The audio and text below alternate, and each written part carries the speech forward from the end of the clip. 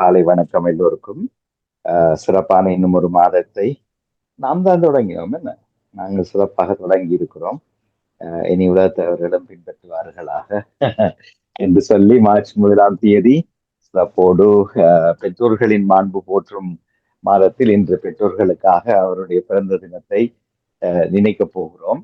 எல்லோருமே பெற்றோருடைய சிறப்பு நிகழ்ச்சியில் மன்னிக்கணும், காலையில் தான் எழுத முடிந்தது. நேற்று எல்லாம் தயார்படுத்தி விட்டுட்டு முடிக்காம கொஞ்ச நேரம் கண் மூடிட்டு முடிக்க வேண்டும் பார்க்க விடிய எல்லாம் அடிக்குது வேலைக்கு. அவை அது முடியாமல் போய்விட்டது. இருந்தாலும் சிறப்பு தானே. அவை இன்று அழகோடு அதனையும் செய்வோம். அப்போ 9 மணிக்கு இன்னும் சரியாக 1 மணி நேரத்துக்குள் பெற்றோர் தெய்வம் ஆரம்பிக்க வேண்டும். அந்த பெற்றோரின் மாண்பு போற்றுகிற இந்த சிறப்பு மாதம் இதை அழகாய் எடுத்து செல்வோம் என்பதை கேட்டுக்கொண்டு இந்த இந்த ஆண்டின் பெயர் சமூக ஒருங்கி செவி மீளவும் என்று சிலர் உச்சரிக்க மறந்து விடுவீர்கள். மீளவும் வலியுறுத்தும் சிறப்பு மாதம் என்பது என்ன. போன வருஷம் வலியுறுத்தினோம், ஆனால் ஒன்றும் பெருசா நடக்கல. அப்ப மீள திருப்பி வலியுறுத்துகிறோம். அந்த நேரத்தில் தான் நேற்று இரவு சரியோ பிழையோ தெரியல, ஒரு சர்வாதிகார ஆட்சி இருந்த ஒருவரை குறிபார்த்து அவரது உடலை சாய்த்து விட்டார்கள். அதனோடு கூட சாய்ந்த உயிர்கள் எத்தனை என்று தெரியவில்லை. அது உடனே சொல்ல மாட்டார்கள், சும்மா ஒருவரை மட்டும் தாக்க நிறைய பேர் கொல்லப்பட்டிருக்கிறார்கள், அழிவுகள் இருக்கின்றன. அது மெல்ல மெல்ல வரும். என்னம்மா?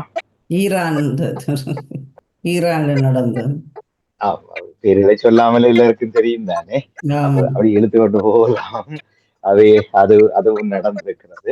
இவை எல்லாம் நமது எண்ணங்களிலும் கட்டுப்பாட்டுகளுக்கும் இல்லை. அவை நாம் நடப்பதை மட்டும்தான் பார்த்து கொண்டு சற்று விமர்சிப்பவர்களாக மட்டும்தான் இருக்கிறோம். நல்லவை நடக்கட்டும் என்ற பிரார்த்தனைகளோடு நாம் இன்றைய நாளை அழகாய் தொடங்குவோம். இன்று 8:30 ஜீவாவின் தேடலில் சிறப்பு நிகழ்ச்சி இருக்கிறது. 5 மணிக்கு அழகிய மலர்கள் மீண்டும் விடுமுறை முடிந்து ஓடி வரப் போகிறார்கள். அழகிய மலர்களின் பொன்மாலை பொழுது சிறப்பு நிகழ்ச்சி இருக்கிறது. 4 மணிக்கு எதிரும் பொதிரும் விவாத நிகழ்ச்சியில் கலந்து கொள்ள போகிறார்கள். ஊக்குவிப்போம். இன்று சுடரோய்பி கிளப் மட்டும் இந்த விடுமுறை காரணம் நேற்றியோதோடு ஒரு படிநிலையை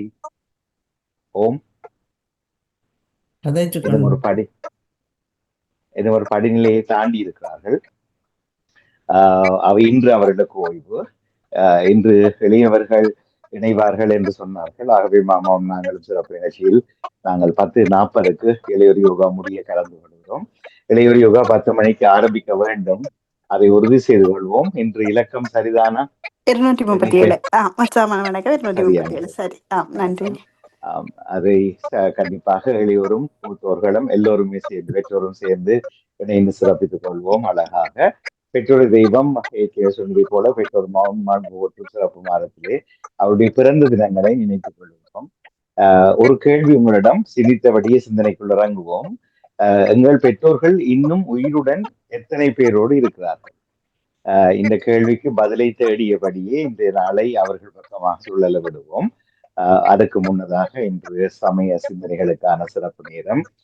எல்லோரையும் அன்போடு அழைத்து வரவேற்று மீண்டும் உற்சாக வணக்கம் தெரிவித்து ராஜினி அவர்களை பொறுப்பேற்க வேண்டிக் கொள்வோம். வணக்கம்.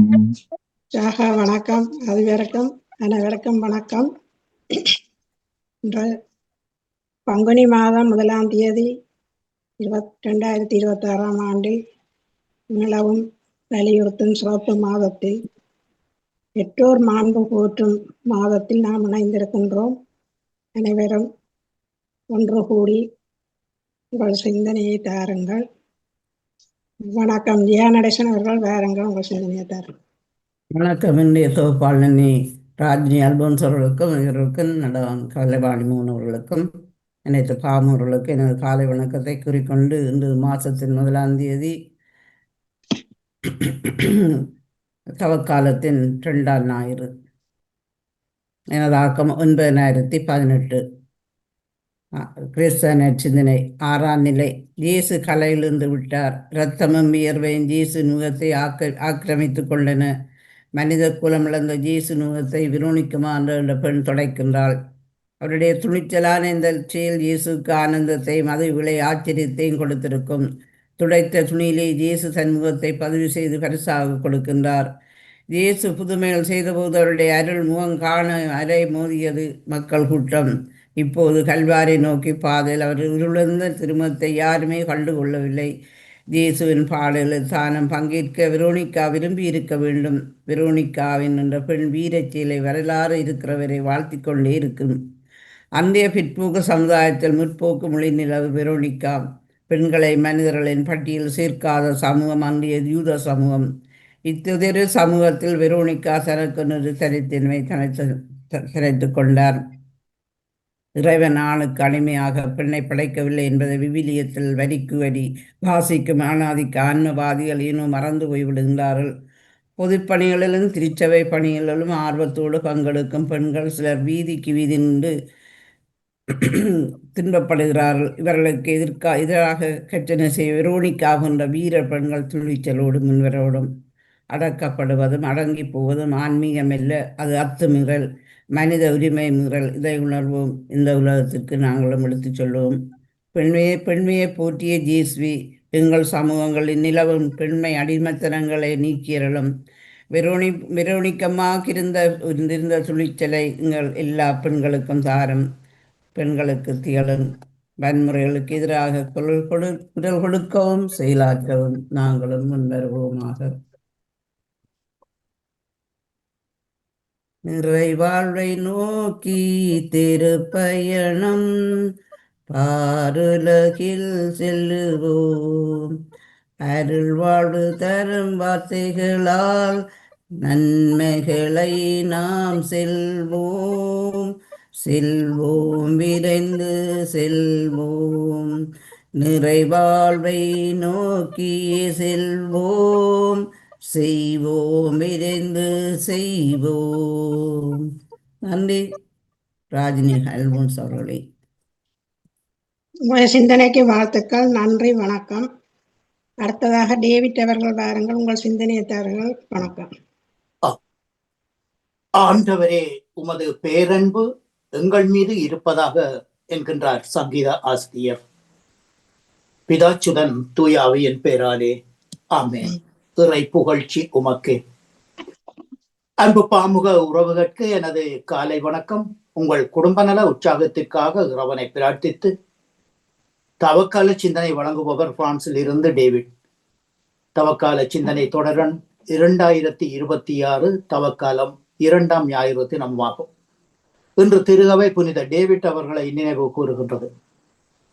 சிந்தனைக்கு இத்தவக்காலம் மீட்பின் காலம், ஒப்புரவின் காலம், பாவ மன்னிப்பின் காலம், மனமாற்றத்தின் காலம். பாவத்தை விட்டு விலகி பரிசுத்தமாய் வாழ பரலோக தந்தை அழைக்கும் காலம்.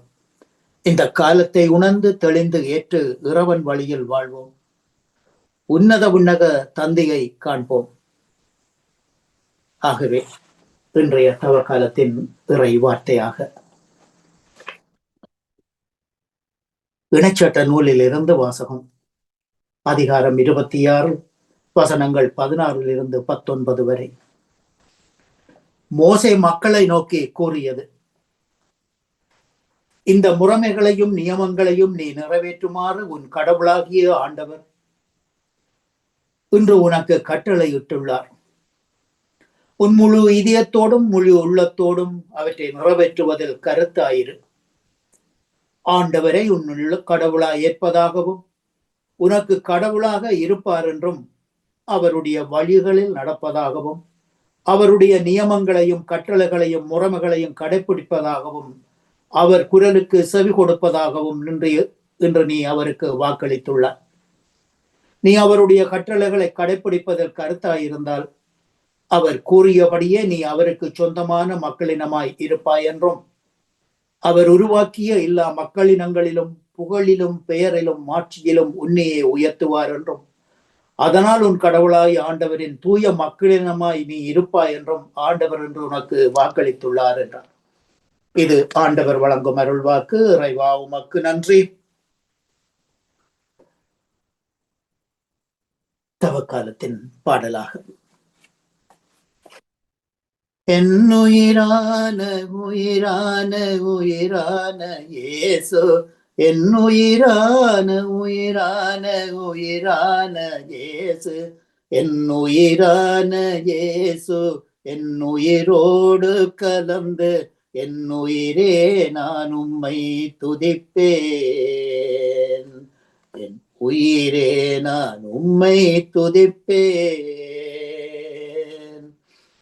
உம்பசனம் உணவாகும், உடலுக்கெல்லாம் மருந்தாகும். உம்பசனம் உணவாகும், உடலுக்கெல்லாம் மருந்தாகும். இரவும் பகலும் ஐயாவும் வசனம் வாசிக்கையில், இரவும் பகலும் ஐயாவும் வசனம் வாசிக்கையில், என் உயிரான உயிரான உயிரான இயேசு, என் உயிரான உயிரான உயிரான இயேசு, என் உயிரான இயேசு, என் உயிரோடு கலந்து என் உயிரே நான் உம்மை துதிப்பேன். என் உயிரே நான் உம்மை துதிப்பேன். என் உயிரே நான் உம்மை துதிப்பேன்.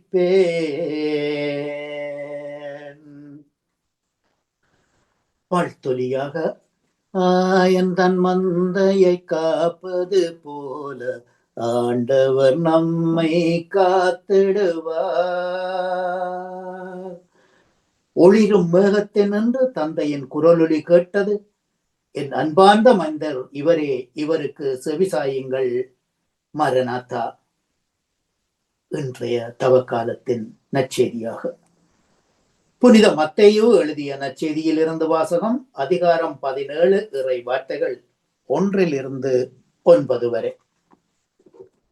அக்காலத்தில் 6 நாட்களுக்கு பின் இயேசு ராயப்பரையும் யாகப்பரையும் அவர் சகோதரர் அருளப்பரையும் அழைத்து ஓர் உயர்ந்த மலைக்கு ஒதுக்கமாக கூட்டிக் கொண்டு போய் அவர்கள் முன் உருமாறினார்.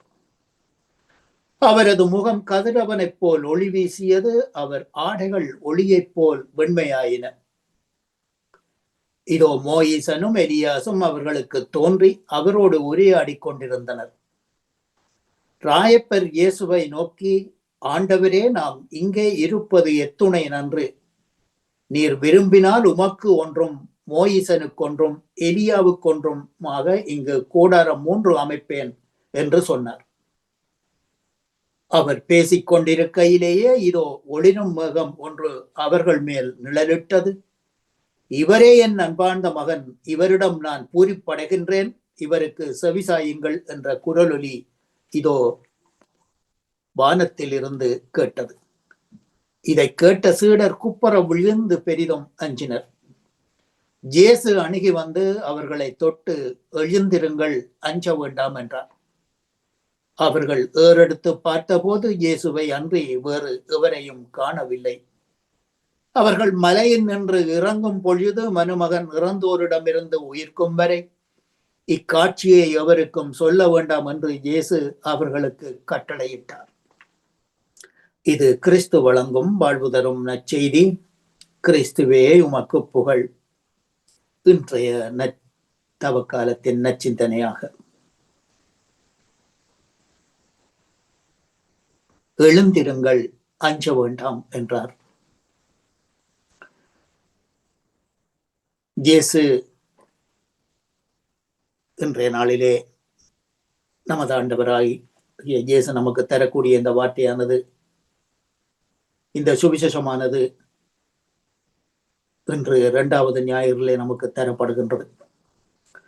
பழைய ஏற்பாட்டு காலத்திலே சீனா மலையில் கடவுளுடைய மகிமையை கண்டதற்கு சாட்சிகளாயிருந்த மோயிசனும் எலியாசும் புதிய ஏற்பாட்டு காலத்திலே வேறொரு மலையிலே, தாபோர் மலையிலே இறைமகனின் மாட்சியை கண்கூடாக காணப்படுவது மிக பொருத்தம் அன்றோ என்று புனித அருளப்பர் எழுதிய சுவிசேஷத்திலே 1ஆம் அதிகாரம் 14 காண்கின்றோம். மோயிசனுக்கும் எலியாவுக்கும் கடவுள் மேகம் சூழ்ந்து வர காட்சி அளித்தது போல இயேசு ஆண்டவர் மோயிசனும் எலியாவும் புடைசூழ சீடருக்கு தோன்றியதால் பழைய ஏற்பாட்டில் உள்ள அதே கடவுள் புதிய ஏற்பாட்டிலும் உள்ளார் என்பதை சுட்டிக்காட்டினார். இவரே என் அன்பார்ந்த மகன் என்று மேகத்தில் இருந்து குரல் கேட்கின்றது. கனவுலகம் மனிதர்களின் தனி உலகம். மனிதர்கள் தங்களை சுற்றி இனிமையான பாதுகாப்பை என்ன விலை கொடுத்தும் பெருக்கிக் கொள்ள தயாராக இருக்கின்றார்கள். துன்பத்தை விரும்புவதில்லை, பிரச்சனைகளை காதில் வாங்கி கொள்ளக்கூட விருப்பமில்லை. பக்கத்து வீட்டில் பிரச்சனையா என்றால் அது அவர்களுக்கு தெரியாது, தெரியவும் கூடாது. தெரிந்தால் வீணாக அழிய வேண்டும், பாதுகாப்பு தகர்ந்துவிடும், இனிமை பறிபோகிவிடும். இதற்காகவே இத்துணை தொலைக்காட்சி சேனல்கள், விதம் விதமான அலைபேசிகள், தின்பண்டங்கள், அறிவையும் நேரத்தையும் வீணடிக்க கிரிக்கெட் போட்டிகள், இதற்கு மத்தியில் மதங்களும் வழிபாடுகளும் கனவுலகில் சஞ்சரித்தால் வாழ்க்கை என்னாவது? நோன்பு என்னாவது? தவக்காலம் என்னாவது? தியாகம், அன்பு, துன்பத்தின் முக்கியத்துவம் என்னாவது? இந்நிலையில் இயேசுவின் உருமாற்றம் நம் சிந்தனைக்கு தரப்பட்டுள்ளது. 3 சீடர்களோடு இயேசு மலைக்கு சென்றது பாதுகாப்புக்காகவா, உருமாற்ற இனிமைக்காகவா? இயேசுவின் உருமாற்ற அடிப்படையே இயேசு எவ்வித மரணத்தை தழுவ வேண்டும் என்பதுதான். தியாக பலியால் உலகம் எவ்வாறு மீட்படைய முடியும் என காட்டத்தானே இதன் வழியாக நம் தாழ்வுக்குரிய உடலை மாற்றிக்குரிய தமது உடலின் சாயலாக உருமாற்றத்தானே என்று சொல்லி புனித பவுல் அடிகளார் பிலிப்பியருக்கு எழுதிய 3வது திருமுகத்திலே 3வது அதிகாரத்திலே 21வது வசனத்திலே குறிப்பிடுகின்றார். கைது, துன்பம், மரணம் இவை வழிதான் மீட்பு எதை தெரியாத பேதுரு மலையிலேயே பாதுகாப்பாக இருக்க வலியுறுத்துகிறார். பேதுருவை போல நாமும் கனவுலகில் சஞ்சரிக்கின்றோம். துன்பத்தை வரவேற்கும் மனிதன் மாட்சிக்கு அடித்தளமிடுகின்றான். ஆகவே இந்த அடித்தளத்தில் தாபூர் மலையிலே நீயும் நானும் நற்செய்தி பணியில் இந்த தவக்காலத்திலே, இந்த நோன்பிலே சிந்திப்போம், செயல்படுவோம். இத்தவக்கால சிந்தனையில் இணைந்திருந்த அனைத்து பாமுக உறவுகளுக்கும் இந்நாளிலே இறைவன் நிறையாசி வழங்க வேண்டி எல்லோருக்கும் பொதுவான இறைவனை பிரார்த்தித்து அன்போடு விடைபெறும் இந்த நாளிலே இன்றைய நாள் நிகழ்ச்சிகள் அனைத்தும் இனிதே நடைபெற எமது அன்பு சிறுவர்களை அதிபர்களோடு வாழ்த்தி அன்போடு விடைபெறுகின்றேன். அன்பு தங்கிய திருமதி ராஜினி அல்போன்ஸ் அவர்களே, மேலும் இன்றைய பங்குனி மாதம், அதாவது பங்குனி என்ன மார்ச் மாதம், மூத்தோர் மாண்பு பெற்றும் மாதத்திலே எல்லோரையும் அன்போடு கேட்டுக்கொண்டு அன்போடு விடைபெறுகின்றேன். எல்லோருக்கும் பொண்டிமாஸ் போவுத்தோஸ். நன்றி, வணக்கம். சிந்தனைக்கு வாழ்த்துக்கள் டேவிட் அவர்களே. நன்றி, வணக்கம். உலக அமைதிக்காக ஜெபிப்போம். உலகத்திலே மீண்டுமாக யுத்தம் தொடங்கிவிட்டது, ஜெபிப்போம். நன்றி, நன்றி, நன்றி, வணக்கம். அடுத்ததாக பாலன் அவர்கள் வாருங்கள், உங்கள் சிந்தனையை தாருங்கள். வணக்கம். மீண்டும் ஒரு உரிய மாதத்தின் 1ஆம் தேதி காண தந்த கிருபைகளுக்காக இயேசுராஜனுக்கு கோடான கோடி நன்றிகளை சொல்லிக்கொண்டு, அப்பனே எல்லோரையும் ஆசிர்வதிங்க, அவர்களுக்கு பாதுகாத்துக் கொள்ளுங்க. மற்றும் அன்பு சகோதரி திருமதி ராஜினி அல்போன்சனுக்கு இனிமையான காலை வணக்கம். நலமா இருக்கீங்களா? ஆமாம், நீங்களும் அப்படித்தானே? நான் நலமா இருக்கு. நன்றி சகோதரி.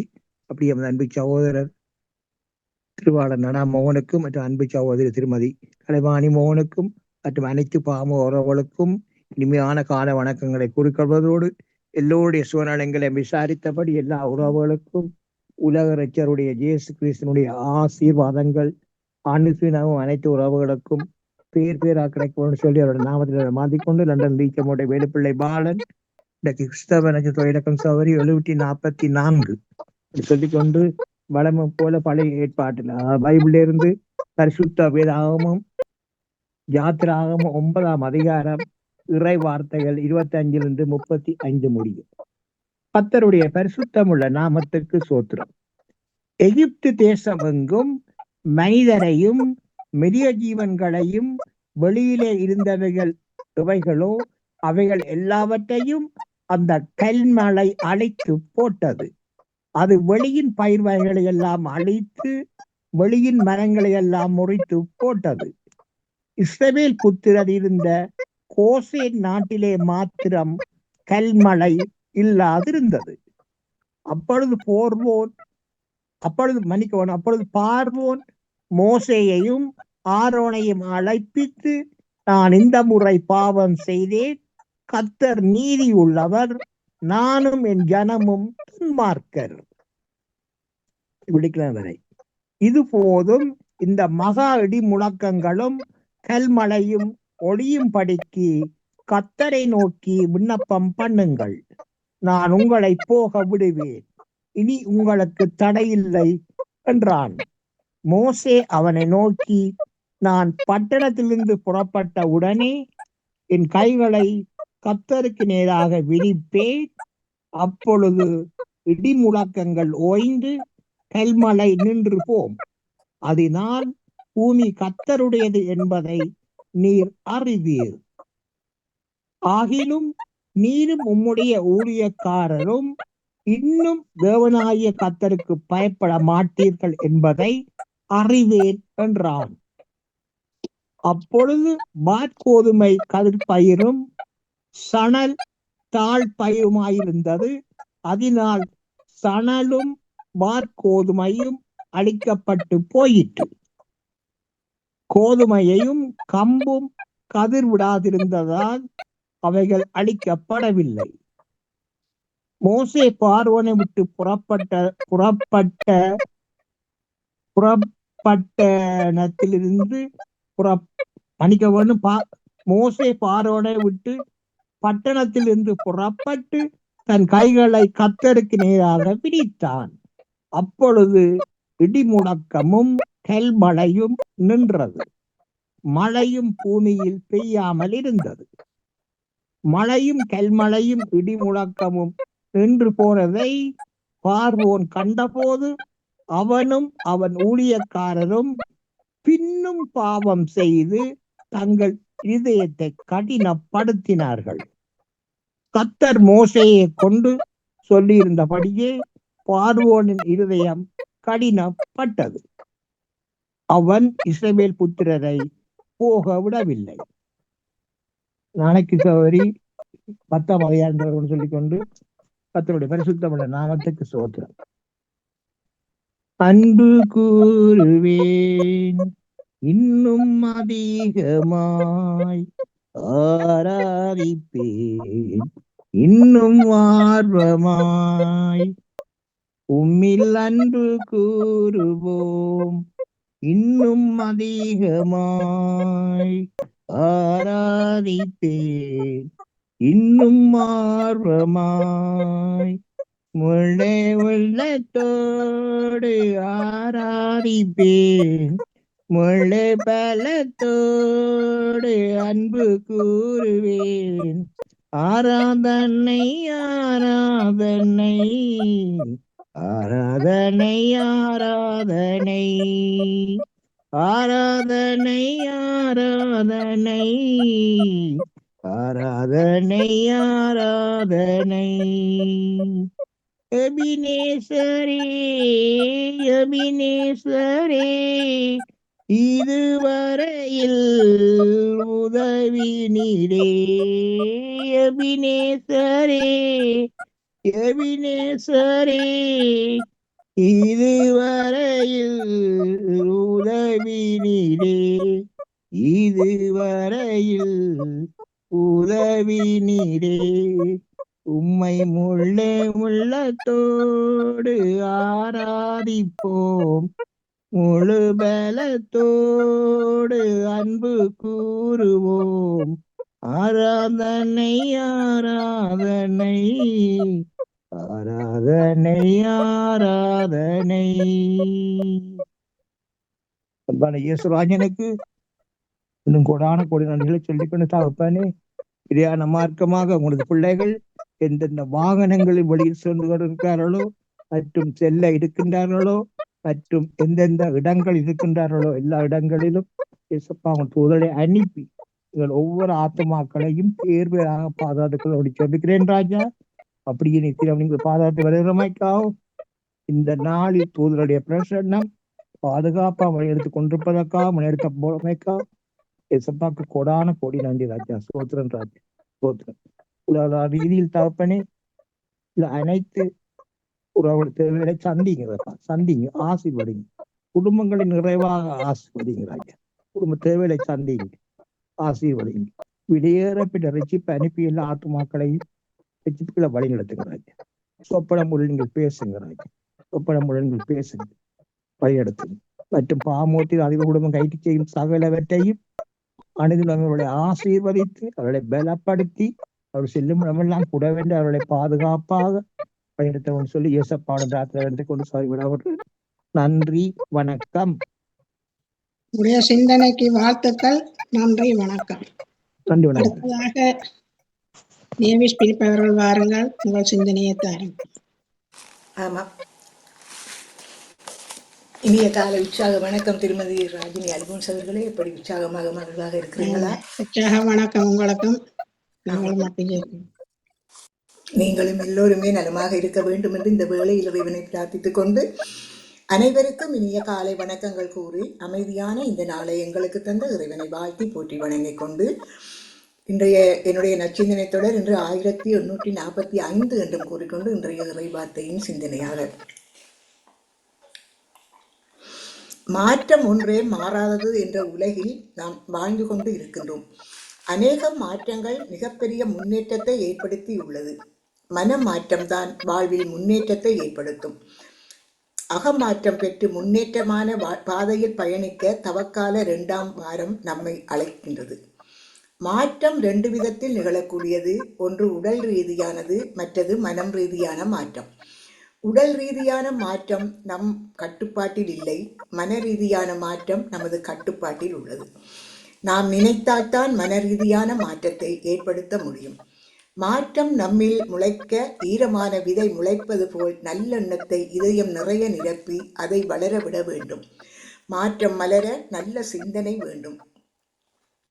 நல்ல சிந்தனை மலர்ந்தால் நல்ல செயல்பாடு மலரும். நல்ல செயல்பாடு மலர்ந்தால் அது நம் வாழ்க்கையாகும். முறையாக மாறுகின்ற இந்த மாற்றம் முன்னேற்றத்தின் மாற்றமாகும்.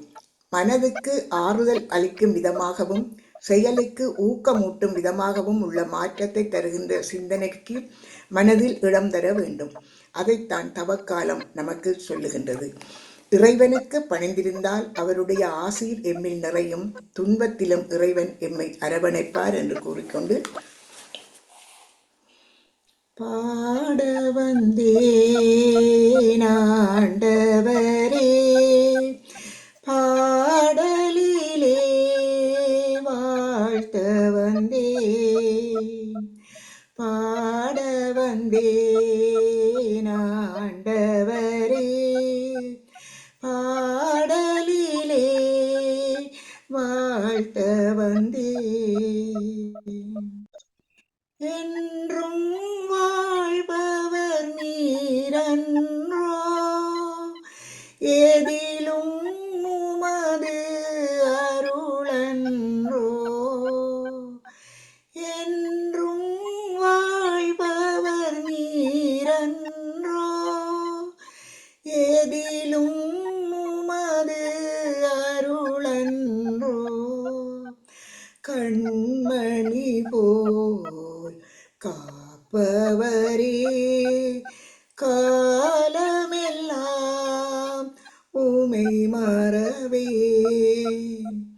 பாட வந்தேன் ஆண்டவரே, பாடலிலே வாழ்த்த வந்தேன் என்று கூறிக்கொண்டு உங்களுக்கும் இந்த அதிகாலை பொழுதினிலே இந்த இறை வேண்டல் இறை சிந்தனையில் இணைந்திருக்கின்ற எல்லோருக்கும் இந்த நாள் இனிய நாளாக மலர்ந்து எல்லோரும் எல்லா நலன்களும் பெற்று அமைதியாகவும் மகிழ்வாகவும் வாழ வேண்டும். நீங்கள் எடுத்துக்கொள்கின்ற எல்லா முயற்சிகளும் சிறந்து செழித்து மேம்பட்டு ஓங்கி வளர வேண்டும் என்று வேண்டிக் கொண்டு இன்றைய நாளிலே வருகின்ற நிகழ்ச்சிகளையும் எதிர்பார்த்தபடி எல்லோரும் நலமாக வாழ வேண்டும். இறைவன் எங்களுக்கு எல்லா நலன்களையும் வழங்க வேண்டும்.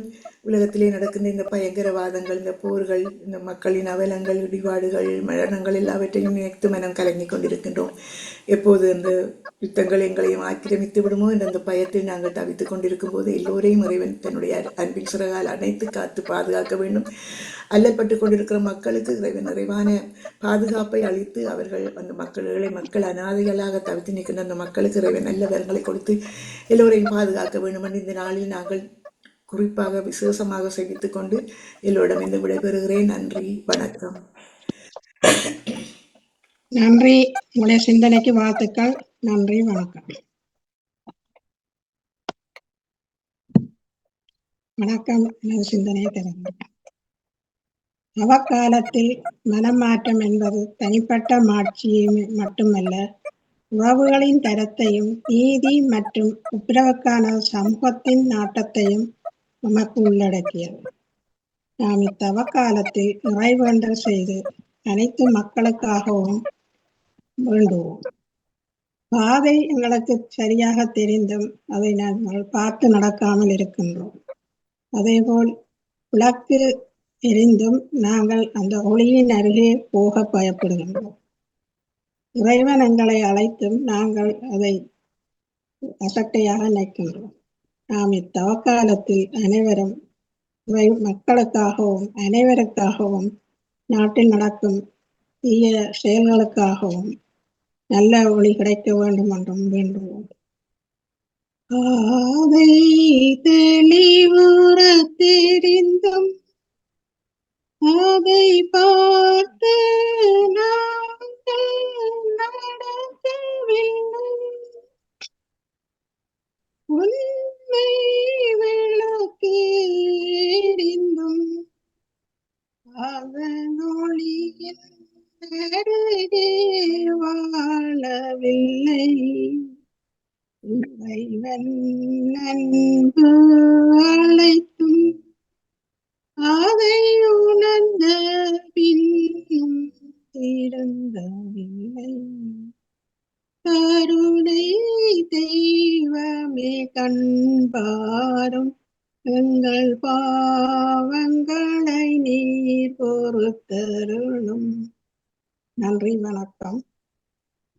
அடுத்ததாக வணக்கம் ராஜினி, நான் நினைக்கின்றேன். வஜிதா அவர்கள் வாருங்கள், உங்கள் சிந்தனையை தர. நலமாக இருக்கின்றீர்களா? ஆமாம், நீங்கள் நலமாக இருக்கின்றேன். சிறப்பான வாழ்த்துக்களை கூறிக்கொண்டோம். எனது சிந்தனையாக நாங்கள் ஆரம்பத்துல கடமைகள் பற்றி பார்த்திருந்தோம். அதுல இப்ப நான் எடுத்துக்கொண்டது, ஒரு தாய்க்கு இந்த பெற்றோர்கள் குழந்தைகள் தாய்க்கான கடமை. இப்ப தாய்க்கு எவ்வாறு கடமைகளை செய்ய வேண்டும். இப்ப தாயும் தந்தையும் எங்களுக்கு முக்கியமானவர்கள் தான்.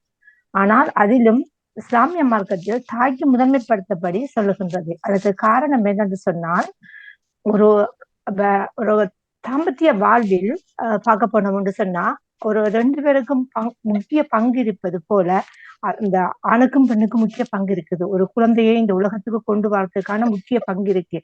ஆனால் அதிலும் தாய்க்கு கூடிய பங்கு இருக்கு என்று இஸ்லாமிய மார்க்கம் வலியுறுத்தி கூறுகின்றது. அப்ப என்னன்னு சொன்னா, அந்த குழந்தையை வயிற்றுல சுமந்து கருவுல சுமந்து அந்த 9 மாதங்களும் அந்த தாய் படுகின்ற கஷ்டங்கள், அந்த உலகத்துக்கு கொண்டு வந்ததுக்கு பிறகும் அந்த குழந்தையை எவ்வாறு அந்த பிறந்து வளர்ந்து ஒரு குறிப்பிட்ட வயசு வரையும் அந்த தாய் தான் அதை பராமரிக்க வேண்டும். அதற்கான கடமைகளிலே தாய் முதன்மைப்படுத்தப்படுகின்றார்.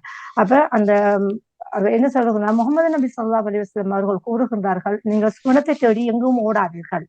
இப்ப 5 கடமைகளை நாங்க கட்டாயப்படுத்துவது போல அடுத்த கடமை என்ன என்று கேட்டால், தாய்க்கு நீங்க இந்த தாயோடு நல்ல முறையில் நடந்து கொள்ளுங்கள் என்று சொல்லப்படுகின்றது.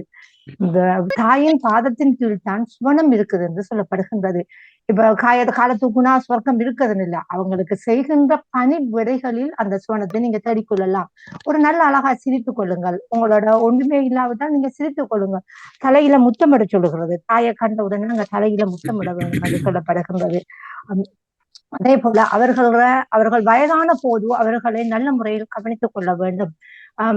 எல்லோரும் கவனிக்கின்றோம் தான் தாயை, நாங்க இல்லை என்று சொல்லவில்லை. ஆனால் ஒரு சிலர்கள் அதுக்கு கேள்விக்குறியாக இருக்கின்றார்கள். அப்படி செய்து விடாதீர்கள், அது பெரும் பாவமாக கருதப்படுகின்றது என்று எங்களுக்கு வலியுறுத்தப்படுகின்றது.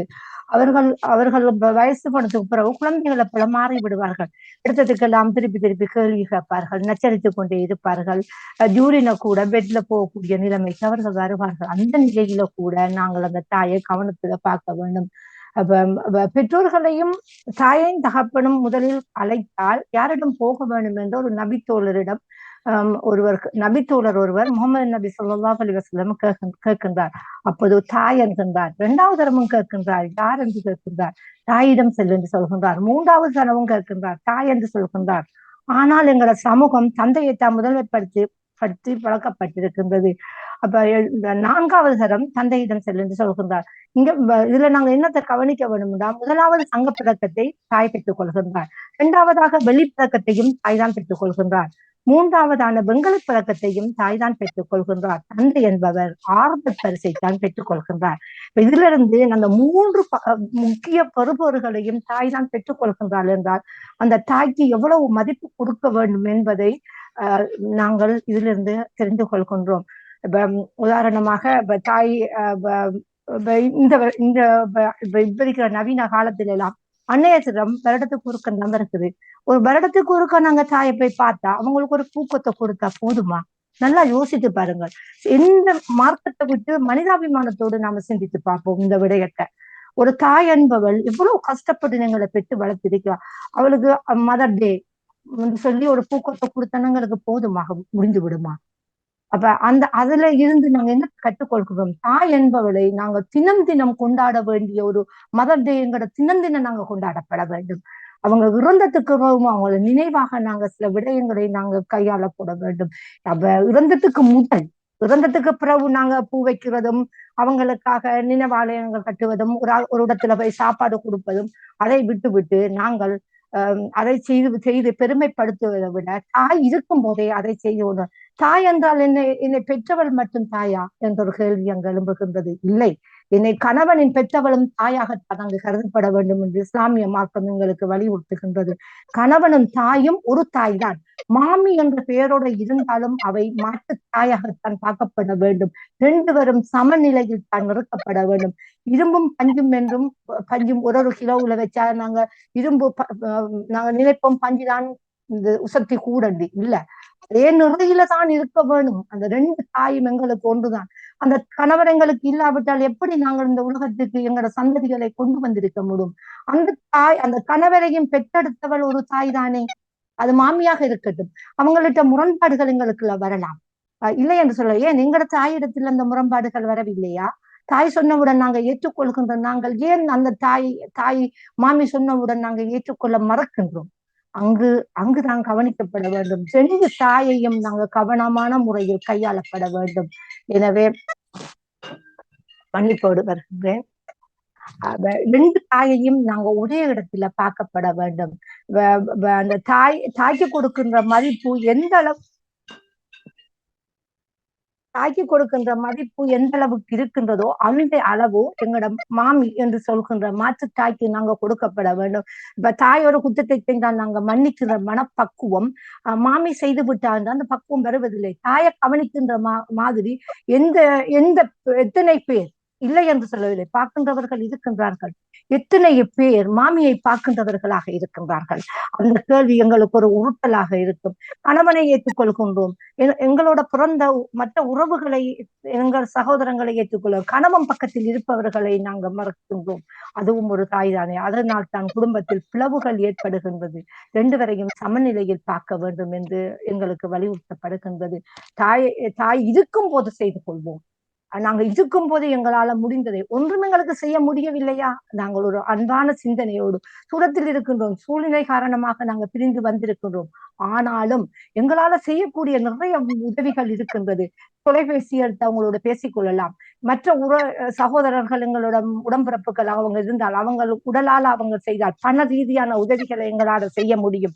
அதை கொடுத்து அவர்களை நல்லபடியா பார்க்கிற வழிகளை செய்து கொடுக்கக்கூடிய வழிகளை நாங்க செய்து கொடுக்க வேண்டும்.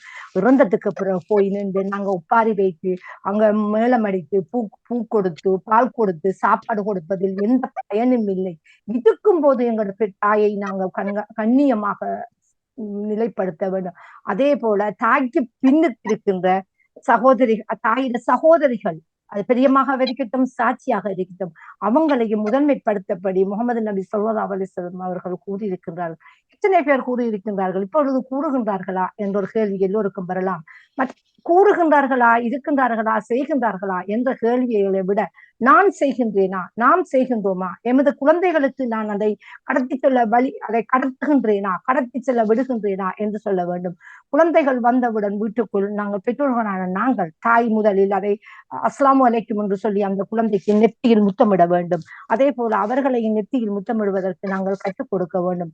அதை பரம்பரையாக வீட்டிலிருந்து நாங்கள் தொடங்குவோமாக என்றால் எங்களோட அடுத்த சந்ததிகள் எங்களோட குழந்தைகளுக்கு கடத்தும் என்பது நிச்சயம் கடத்தும். தாய் தான் ஒரு குழந்தையின் வழிகாட்டலாக இருக்கின்றார் என்று கூறிக்கொண்டு அனைத்து சிந்தனைகளையும் செவிமடுத்தேன். அனைவருக்கும் நன்றி கூறி விடைபெறுகின்றேன். நன்றி, வணக்கம். அழகாக தொகுத்து வழங்கியிருந்தீர்கள். உங்களுக்கும் சிறப்பான வாழ்த்துக்களை கூறிக்கொண்டு விடைபெறுகின்றேன். நன்றி, வணக்கம். உடைய சிந்தனைக்கு வாழ்த்துக்கள். நன்றி ரஜிதா. நன்றி, வணக்கம்.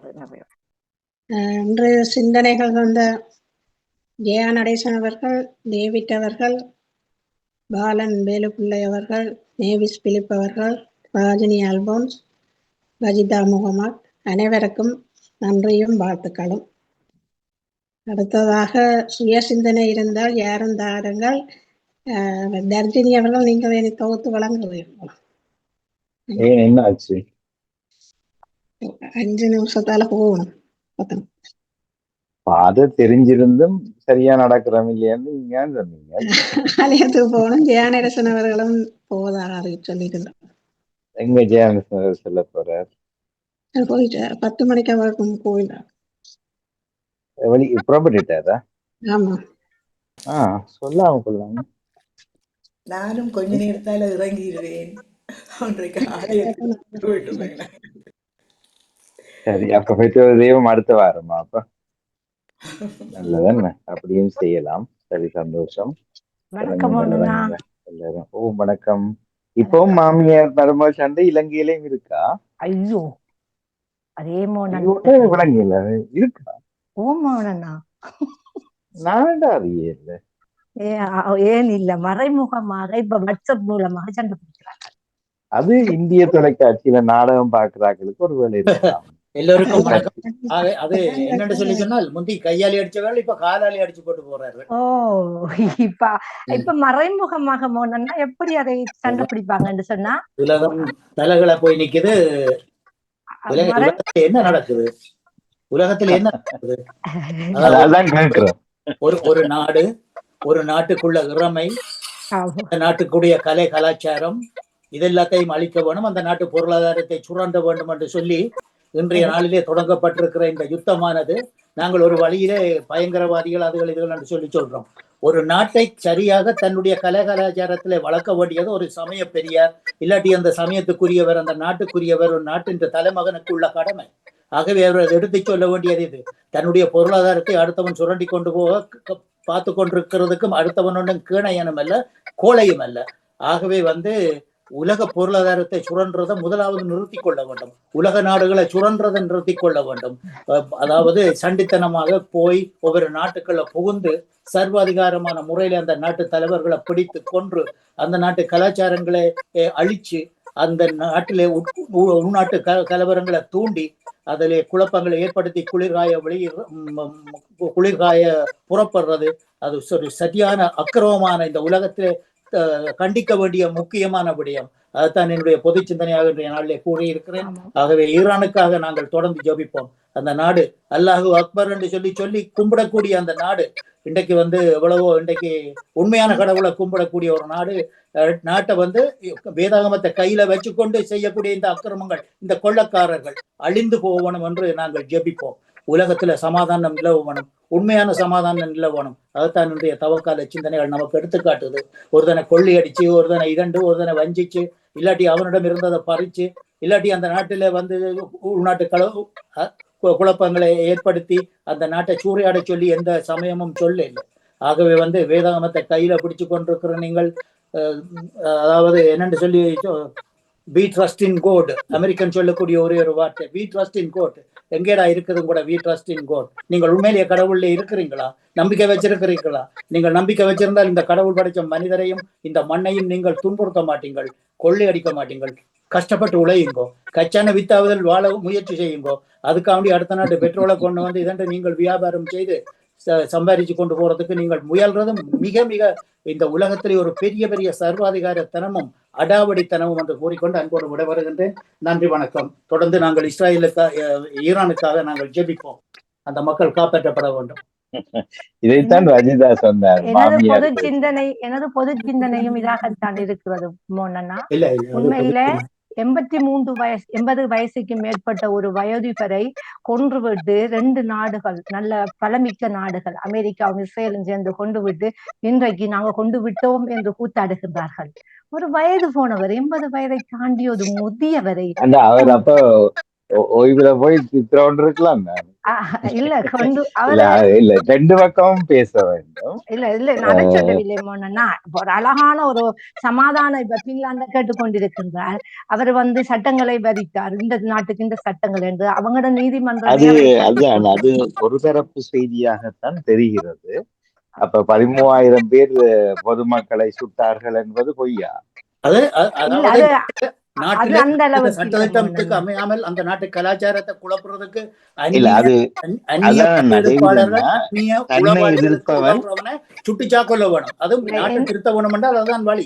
அதை தவிர வேறு வழியே கிடையாது. அது இதை ஆதரிச்சீங்கன்னா பிழைச்சிப்போம். எங்க நாட்டிலையும் அப்படித்தான் அவன் சொல்றான். சட்டத்தை மீறி இலங்கை இறையாண்மைக்கு தீதாக இருந்தவர்களை நாங்கள் கொன்றோம். அப்படி கதைச்சால் அமெரிக்கா எல்லாத்துக்கும் எடுக்கலாதான மோனன்னா. அமெரிக்கா ஒரே ஒரு சிக்கல் தான். இப்ப எத்தனை வயது கொமேனிக்கு? 86 என்ற மாதிரி தான். ஒரு வரையறை இருக்கும். என்ன ஒரு வீட்டுல கூட வேலையில 67 65 வயசுல ஓய்வு முக்கியம். வீட்டுல கூட அடுத்த பிள்ளைகளுக்கு உரிமை இப்படி எல்லாம் கடைப்பிடிச்சிட்டு நீங்க எல்லாம் செய்யுங்க, நல்ல விஷயம். ஆனா பதவியில இருக்காது, ஒரு தரம் இல்லைன்னு நினைக்காதீங்க. அது இப்ப எனக்கு தெரியாது, நான் தெரியாம தான் சொல்றேன், பொதுவா சொல்றேன். எங்கட வீட்டுல கூட இன்னும் அப்பு வந்து ஆட்சியில் இருக்கிறாருன்னா அவரை கேட்டுதான் எல்லாம் செய்யணும்னா அந்த நாட்டு மக்கள் தானே நாட்டு மக்களை தான் கேட்கிறார்கள். நாட்டு மக்கள் அவருடைய நிர்வாகத்தை ஏற்றுக்கொள்ளுகிறார்கள். அதுதான் ஏற்றுக்கொள்ளாதவர்கள் எல்லாம் நாட்டுக்கு தீங்கு செய்தவர் சுட்டுக் கொள்றார். ஏற்றுக்கொள்ளாதவர் இதை எதிர்த்து இது பிழை என்று சொல்லி இதை வந்து இந்த நாட்டுல நெருப்பு வைக்கிறவன், நாட்டுல நெருப்பு கடைகளுக்கு இதுகளுக்கு பொது சொத்துக்கு தீ வைக்கிறவனே எல்லாருமே. இப்ப அமெரிக்காதான் இதை செய்யுதா அல்லது சில அதிகார வர்க்க வெறி கொண்டவர்கள் இதை செய்கிறார்களான்றதுல கவனம் இருக்கு. எல்லாரும் போராட வெளியில வந்த எல்லாருமே கடைக்கு தீ வைத்தார்கள் நீங்க சுட்டு கொண்டுட்டு அது சொல்லும் போது இப்படித்தான் நம்மவர்களும் கொல்லப்பட்டார்கள். ஒரு சிலர் தவறு செய்திருக்காக ஆயிரக்கணக்கானவர்கள் கொண்டு விட்டு சொன்ன கதையை நாங்களும் மெய்ப்பிப்பது போல அல்லவோ போகுது கதை. இல்ல மோனன்னா, இப்ப நான் ஒன்று சொல்கின்றேன். இப்ப ஒரு ஈரான் என்பது, ஈராக் என்பது சவுதி அரேபியாவோட இஸ்லாமிய நாடாக இருக்கின்றது. அதுக்குள்ள நிறைய சட்டத்திட்டங்கள் இஸ்லாமிய மார்க்கத்தோட சம்பந்தம். நான் கேட்கிறது உங்களுக்கு ஒரு நிமிடம் தாரு, ஒரு நிமிடம். அந்த பொறுத்து கதை கேட்டு நீங்க வேற எங்க எல்லாம் போறீங்க. அவங்களை எதிர்க்கின்ற பக்கத்துல இருக்கிற மக்கள் அவர்கள் ஆரம்பத்தில் இதுக்கான பிரச்சனை வந்ததுக்கான காரணம் இஸ்லாமிய மார்க்கத்தை விட்டு வெளியேறினார்கள். அப்ப அந்த நாட்டுக்குள்ள இல்லாம அவர்கள் வெளியேறி அதே படிவாள யூரோப்பிய நாடுல வந்திருக்கிற மக்கள் அவங்க இஷ்டத்துக்கு வாழ்கின்றார்கள். அதை அவர்கள் 86 வயசுல அதிகாரத்தில் இருக்கிறதுக்கும் என்ன சம்பந்தம்? அதிகாரத்தில் இப்படியும் கேட்கலாம் தானே. பாப்பாண்டவர் எப்படி தனக்கொண்ட ஒரு அரசாட்சியை வச்சுக்கொண்டு தானப்படி அவருக்கும் 90 வயது 92 வயது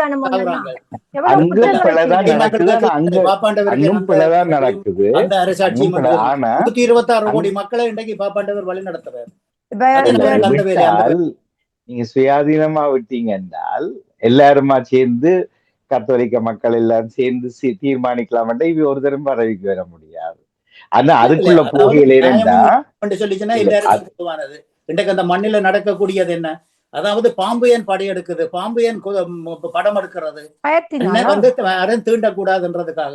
அதாவது அமெரிக்கா வந்து எனக்கு விளங்குது, அதாவது நீதான் தோங்கின மாதிரி இருக்கட்டுக்கும், ஆனா நான் உனக்கு பின்னால வாரன்ன்றதான் இந்த அரசியலின் நுட்பம்.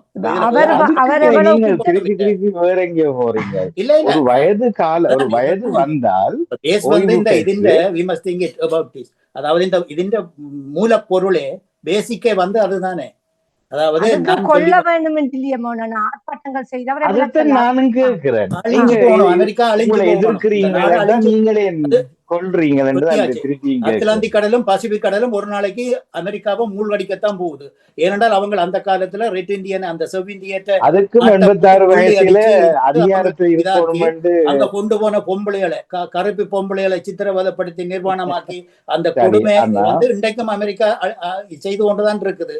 ஆகவே அதெல்லாம் வந்து அங்க தெரிஞ்ச உள்ள கதை, சர்வதிகாரம் எல்லாருக்கும் அழிக்கப்பட வேணும். தெரிஞ்ச ஆகவே கதை. அமெரிக்கா அழிந்து போகணும். இந்த உலகத்துல அது மனிதன் தெரிஞ்ச நிம்மதியா வாழ கதையெல்லாம் வேணும் என்று சொன்னால் அமெரிக்கா அழிஞ்சு போகணும். இதான் எங்களுடைய நிலை. எல்லாம் கோபமா இருக்கு. இல்ல இல்ல இல்ல ஜனாதி கோபம் என்று சொல்லி அமெரிக்க சொன்னால் இப்ப ஜனாதிபதி வஜிதா கட்டின வயசு அவர்களும் உலகத்திலே அது ஒரு டேவிட் பெரிய அவர்களும் அக்கிரமம். உலகத்துக்கு அக்கிரமம் தெரிஞ்ச கதையை திருப்பி சொல்றீங்க.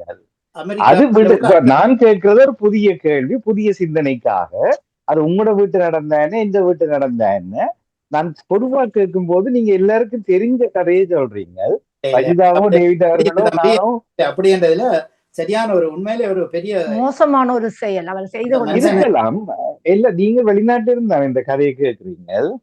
அந்த நான் மனுஷனை கேட்கிறேன், பாவம். எந்த அதுல வீட்டுல சமயம் 86 வயசுல இன்னும் அப்பு தடிய கையை வைக்க விட மாட்டாராம் என்று இருக்கிற பற்றி கேட்டு கொண்டிருக்கிறேன். அவர் இன்றைக்கும் விடமாட்டார் அந்த நாட்டு மக்கள் திரட்டி அடிச்சிருக்குமா மோனனா அதுதான், அது திரட்டி கேட்ட போது அவர்கள் நாட்டுக்கு எதிராக போனார்கள், சட்டத்தை மதிக்கவில்லை என்று சுட்டு போட்டார்கள். அது அது வெளியால அப்படி வருகின்ற கிளர்ச்சியாளனை விடயங்கள் சுடத்தானே வேணும். கிளர்ச்சியாளனை வச்சிருக்க கூடாது, அவனை சுடத்தானே வேணும்.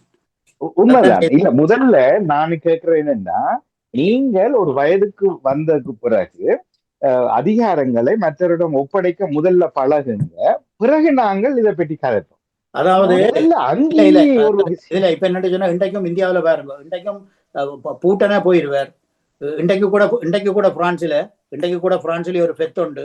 அதாவது வந்து பாட்டிமாருக்கு இன்றைக்கு பேர பிள்ளைகள் விழா எடுக்கிறாங்க. இன்றைக்கு விளங்குதல்ல.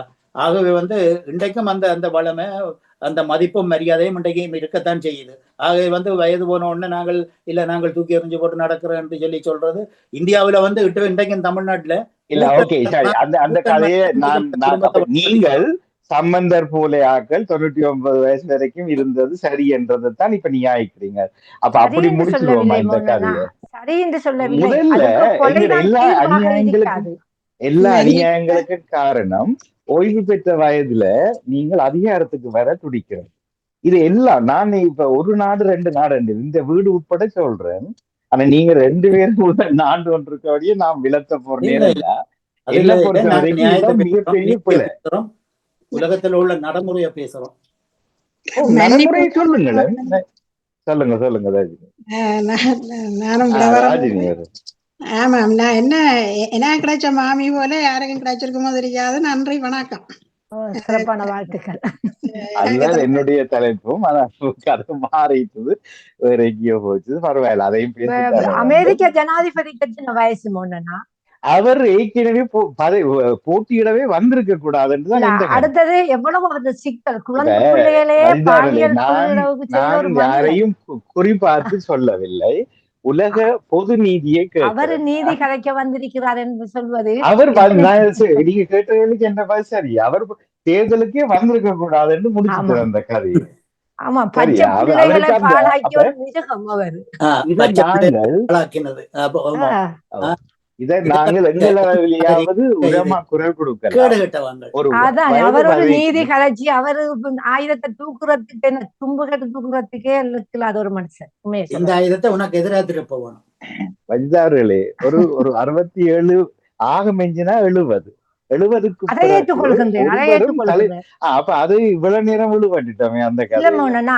அது சரி, அவர் விலகிருக்க வேண்டும் பதவி. ஆனா கொலைதான் தீர்வில்லை என்பதுதான் இந்த நோன்பு காலத்தில் கொலைதான் தீர்வில்லை. அந்த மக்கள் அவங்களை தவிர அந்த ஒரு புனிதமான மாதம், தொழுகை, நோன்பு, பட்டினியா இருக்கின்ற ஒரு மாதத்தில் இப்படியான ஒரு கொடூரமான ஒரு செயலை செய்து போட்டு கைதட்டுகின்றார்களே, இவர்களை அக்கிரமமாக அந்த உண்மையா அவங்க நினைத்து கொண்டிருக்கிறார்கள். உலகம் அவங்களோட கையில மட்டும்தான். உண்மையில சொல்றேன், சத்தியமா சொல்றேன், இந்த நோன்போடு இருந்து சொல்கின்றேன், இதற்கான தீர்வு அல்லாஹ் இடத்துல, இறைவன் இடத்துல நிச்சயமா கிடைக்கும். அவருக்கு மட்டும் இல்ல, அங்கால இஸ்ரேல் பிரதமர் இந்த அல்லாஹ் அவர்களை முன்னிறுத்தி இந்த கதையை சொல்றேன். இப்போ போன முறை இஸ்ரேலுக்கு எதிராக அடிக்கிற போது அமெரிக்கா சொன்னது, நீங்க அங்க கை வச்சேன்னா நான் உன்ன தொலைப்பேன். அப்ப ஈரான் சொன்னது, அந்த ஒரு வசனத்தை முடிச்சதுக்கு பிறகு டக்குன்னு சொல்லுங்க. அப்ப ஈரான் சொன்னது, வச்சுப்பார், நாங்க செய்து காட்டுவோம் என்று. ஒரு அடி ஒரே ஒரு நாள் தாக்கல் செய்ய திருப்பி அடிச்சாங்க. அதோட அமெரிக்கா பறந்துட்டுது. நான் இப்ப என்ன கேட்க வரேன்னா, இன்றைக்கு நாளைக்கு ஈரான் அமெரிக்காவுக்கு திருப்பி செய்யட்டும், அதை அல்லாட பேர்ல செய்யட்டும். அல்லாட பேர்ல ஏன் எதையும் அந்த வர்றீங்க? நீங்க ஏதோ வலுவிழந்தவர் போட்டார் முடிஞ்சது கதை என்ன மாதிரி இல்ல. அவங்க மட்டும் ஏனென்றா சாக போறலையே மோகனா, நிச்சயம் அதுதான் எவ்வளவு டேவிட் அண்ணா பொதுமக்கள் சாக பிரார்த்தித்தார். போகிறார்கள் டேவிட் பாவம். அண்ணா டேவிட் அண்ணா அதுதான் பிரார்த்தித்தார். யுத்தம் என்று வந்தா எல்லா இடமும் உயிர்கள் இல்ல விழப்போறது உண்மை. அதை தவிக்க வேணும். சரியா? இறைவன் நல்லா உண்மையை சொல்ற தவிர்க்க சான்று இல்ல, அது நடக்கவே கூடாது, யுத்தமே நடக்க வரக்கூடாது. கூடாது. அந்த அது யுத்தம் நான் இப்ப கேட்டது என்னென்றால், உங்களோட கதையின்படி அல்லாஹ் ஈரானுக்கு வலுவை கொடுத்து இன்றைக்கு நாங்கள் கதைச்சு முடியக்கு முன்னம் ஜனாதிபதி பேர் சொல்ல இல்ல, எங்கேயோ இந்த அதிகாரத்தை செய்த இன்னும் ஒரு பெரிய நாட்டின் ஜனாதிபதி அவர் மவுத் ஆயிட்டார் என்று கதை வரட்டுமே, பொறுத்திருங்களேன். அப்படி வேணாம் மோகனா. அல்லாட்டி அல்லாவும் தான் இறைவன் கைவிடுத்து அவருக்கான அந்த அந்த அந்த சிந்தனையை கொடுத்தவர்களுக்கான கூலியை கொடுக்கட்டுமே தவிர அந்த பொதுமக்களை அல்லாஹ் பாதுகாக்க நான் வேண்டும். திருப்பி யார் ஏன்னு பொதுமக்கள் நான் பேரை சொல்றேன். இது ட்ரம்ப் அழியட்டுமே, அவரை அல்லாஹ் முடிக்கட்டும். குறைஞ்சபட்சம் இந்த ரமலான் நோன்பு முடியக்கு முன்னமாவது அல்லாஹ் தன் பவரை காட்டட்டும். அந்த அந்த அமெரிக்க சர்வாதிகாரியை துண்டு துண்டாக கொல்லட்டும். கொல்ல இல்லையோ, நீங்களும் அவுட், அல்லாவும் அவுட். அப்படி இல்ல, அவர் அல்லாஹ் இறைவன். அப்ப இது சும்மா கரையை விட நான் என்ன சொல்றேன், அதுக்கான ஒரு சந்தர்ப்பம் வரும்பொழுது அவரை கேவலப்படுத்தி இறைவன் அவரை அரசியலுக்குள்ள போவாங்க. நீங்க எங்கேயாவது உலகத்துல ஒரு 40 வயதுக்கு கீழ்பட்ட சர்வாதிகாரியை எங்கேயாவது பார்த்திருக்கு? ஏன் நாங்கள் உலகத்தின் நடப்பு பற்றி வடிவ அறியாமல் போய்கொண்டிருக்கிறோம்? எல்லாமே வயது வந்து இப்ப லொட்டோ வெட்டுறாக்களும் 70 வயசுக்கு மேற்பட்டாக்கள் அரிசல் ஆபச்சீட்டுல. அதே மாதிரி இந்த வயதானவர்களுக்கு அவர்களுக்கு இருக்கிற மிச்ச வெறிய சாதிச்சு போட்டு செத்து போக போறார்கள். அதான் அவர்கள் துடிக்கிறார்கள். முதல்ல நாங்கள் எல்லாரும் குரல் கொடுக்க வேண்டியது, அரசியல் அதிகாரங்கள்ல இருந்து ஒதுங்கும் வயதை தீர்மானியுங்கோ. அதுக்கு பிறகு ஒன்றொண்டா கதைப்போம், ஒவ்வொரு நாடா எடுத்து கதைப்போம். இது நீங்க அதுக்கும் ஆதரிச்சு கொண்டு பிறகு அதுக்கு பின்னால் நடக்கிற அட்டுழியத்தையும் நீங்கள் அல்லாஹ் பார்த்து கொண்டு வரட்டு எங்கேயோ வழிய போறீங்க. எங்கட பங்கு என்ன? நான் சொல்றேன், 65, 66 வயசுக்கு மேல ஒருவனும் ஒரு கோயிலையோ அல்லது ஒரு மடத்திலேயோ அல்லது ஒரு அமைப்பில, ஒரு கலை அமைப்பிலேயோ தலைமை பதவி, அதிகார பதவி இருக்கக்கூடாது. இது நீங்க ஏற்றுக்கொள்றீங்களா? நான் எனக்கு சிக்கலா இருக்கு. ஏற்றுக்கொள்கின்றேன். அதற்கு கொல்லிதான் வழி, பிரதிபலன் இல்லை என்பதுதான் முதல்ல ஏற்றுக்கொண்டுட்டீங்கன்னா அதுக்கு பிறகு நடக்கிறத கண்டுகொள்ளுங்க. வாழ நினைக்கிறவன் யுத்தங்களை தொடங்க மாட்டான். 40, 45 வயதுக்கு உட்பட்டவர்கள் எல்லாம் இவர்களுக்கு பின்னால கதைப்பார்களே தவிர அடிக்க அனுமதி கொடுத்ததும் ஒரு கிழவன் தானே.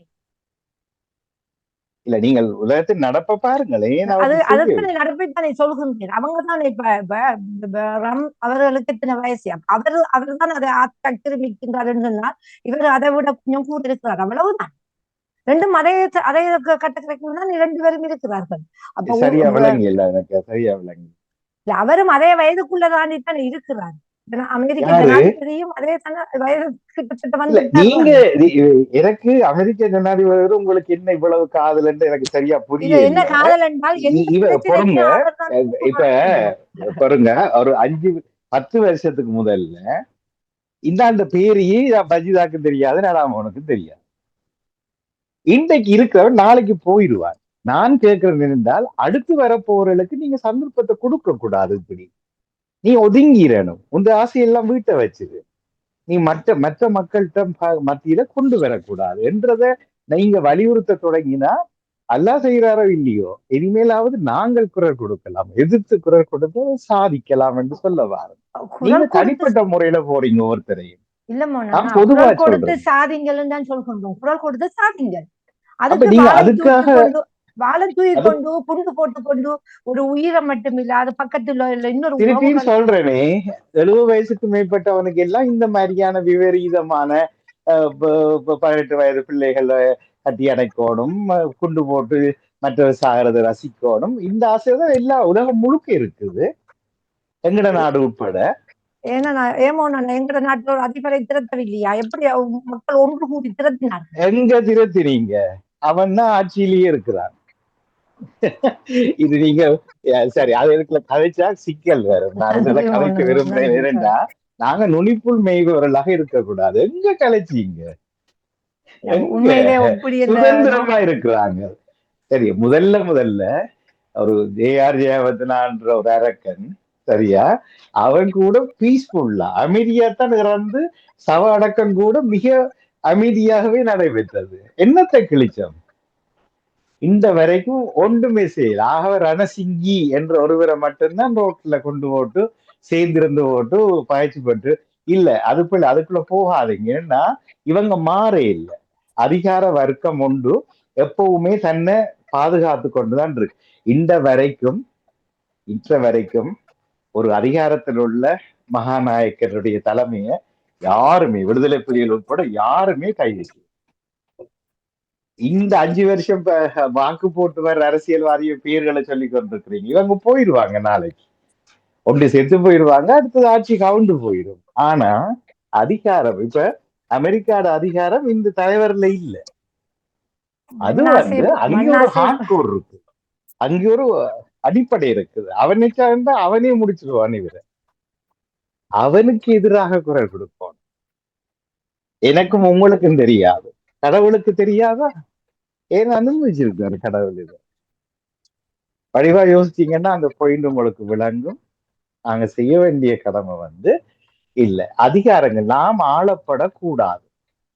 இறைவனிடம் மட்டும்தான் நான் மண்டியிடலாம், இறைவன் மட்டும்தான் நம்மை ஆளலாம். இது ஒருதனை எதிர்க்கிறதுக்கு ஆதரிக்கிறதுக்காக இன்னும் ஒருவனை எதிர்க்கிற அரசியல் சரியா வராது. நான் கேட்க வந்தது மாமியார் பிரச்சனை இன்னும் இருக்கா என்றதுதான். இருக்குமோ நான் பார்த்தேன். நான் அந்த எப்படி அதை கையாளுகிறார்கள் என்று சொன்னா, அழகான முறையில இப்ப நானும் தான் எங்களோட வீட்டுல இருக்காருன்னு சொன்னா, இவங்களோட மாமி மௌத்த போயிட்டா, அம்மா மௌத்த போயிட்டா, சும்மா சொல்றேன் உதாரணத்துக்கு. இப்ப கணவரை தூண்டி அதை நான் தடுப்பேன், அங்கு சண்டையை வேற விதமாக கையாளுகின்றார்கள். கணவனை கைக்குள்ள போட்டுக்கொண்டு செய்தவர் யாரு? செய்கின்றார்கள். நான் சொல்ல விரும்புகிறேன். இது ஏதாவது மரபணுவில் இருக்கா? ஜீன்ஸ்ல பிரச்சனையா? ஜீன்ஸ்ல வரவில்லை. அப்ப என்னண்டு இப்ப நீங்க செய்வீங்களா? இல்ல தானே, நான் ராஜினியாரும் சொல்லி போட்டு சொன்னார், அம்மாவை விட மாமியத்தான் நான் கூட. நானும் எனது அம்மாவை விட மாமியா. அப்ப இப்ப போறோங்க பாயிண்ட்டுக்கு வர்றீங்க. அப்ப யார் இது செய்யறாங்க? நான் கண்ணால கண்டதை ஒரு மாமியார் என்னிடம் மிகவும் கவலைப்பட்டு இங்கேதான் இருக்கின்றார். நான் பேர் சொல்ல விரும்பவில்லை. இங்குதான் இருக்கிறார், மருமகளும் இங்குதான் இருக்கிறார், மாமியாவும் இங்குதான் இருக்கிறார். அவர் கிறிஸ்தவ மதத்தை சேர்ந்தவர்கள் இருவரும். அந்த சகோதரி, அந்த தாய் அழும் பொழுது எனக்கு உண்மையிலே சரியான வேதனையாக இருக்கும்.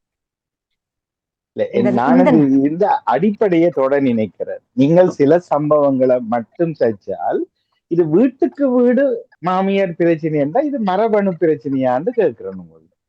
கலாச்சார விழுமியங்களோட வந்து கலாச்சாரங்களாக தோட்டப்பட்ட ஒரு பிரச்சனையாக இருக்கிறது. அப்ப நானும் நீங்களும் விதிவிலக்கு இல்லத்தானே? நானும் அப்படித்தானே செய்யணும். நாங்க செய்யறோம் இல்லையா அப்படி? ஏனென்றால் இது சில நபர்களுடைய பிரச்சனை. நான் நினைக்கல அப்படி ஒரு சட்டம் அல்லது அப்படி ஒரு கலாச்சார முறை இப்படித்தான் நாங்க கொண்டாடுவோம். நான் வயசுக்கு வந்தோடனே என் மாமியை எதிர்ப்பேன். சில பேர் செய்யறாங்க. ஒரு தாய ரூம்ல வச்சு பூட்டி வச்சுட்டு சாப்பாடு போடாம காணி உறுதி எழுதி தந்தாத்தான் கதவை துறப்பர் என்று சொன்னது இல்ஃபர்ட் என்ற ஈஸ்டாம் பக்கத்துல இருக்கு, இல்ஃபர்ட் என்ற நகரத்துல கண் முன்னால நடந்தது.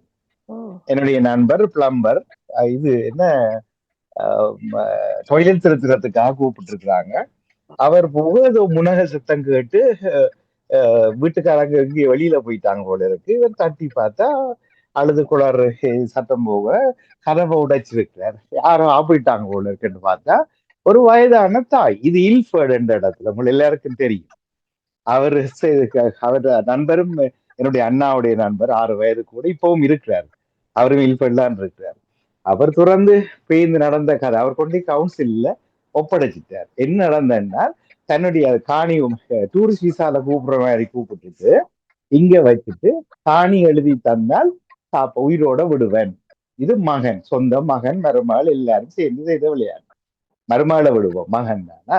அதுக்காக ஈழத்தமிழர் எல்லாம் தாயை கொடுமைப்படுத்துவார்கள் என்று சொல்ல முடியுமா? நான் என்ன கேட்கிறேன்னா, மாமியை சில பேர் கொடுமைப்படுத்தினார்கள், சண்டை படுக்கிறார்கள் என்று வைச்சால் உங்களோட சிந்தனையின் பிரகாரம் அதை யார் செய்யறாங்க? நான் செய்யல, நீங்க செய்யல, ராஜினி சொல்லி போட்டு போறாரு செய்யல. ஒருவேளை டேவிட் அண்ணாவும் நேவிஸ் அவர்களும் ஜெயராடிசனும் பாலனும் செய்கிறார்கள் போல இருக்கு. மௌனம் ரஜினி அவர்களும் மௌனம் இருக்கணும். அவற்றையும் கேட்டு பார்ப்போம் ஒருக்கா. இந்த குரூர புத்தி ஏன் வந்தது, எப்படி வந்தது? தண்ட அம்மாவை அரவணைச்சு கொண்டு மாமியை எதிர்க்கிற ஒரு ஒரு ஒரு மனிதன் என்றால் அவனுக்கு மூளை சரியில்லைல்ல.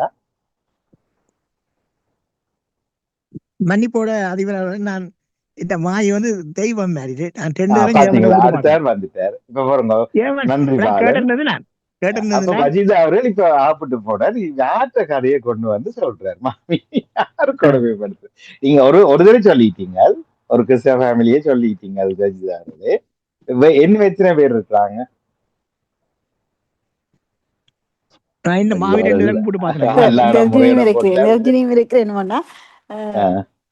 ஒவ்வொருத்தருக்கு தெய்வம் மாதிரி எல்லாம் மாதிரி அம்மாவோட மாமி அப்படித்தான் இருக்கும். அப்படி இருந்தாலும் மாமி ஏதாவது ஒரு கூடாத விஷயம் செய்து மனநோக வைத்திருந்தாலும் நான் அப்படி செய்ய மாட்டேன். அப்படி செய்யாமல் வஜிதா அவர்கள் அபாண்டமா குற்றம் சாட்டிட்டாரு. சரியா?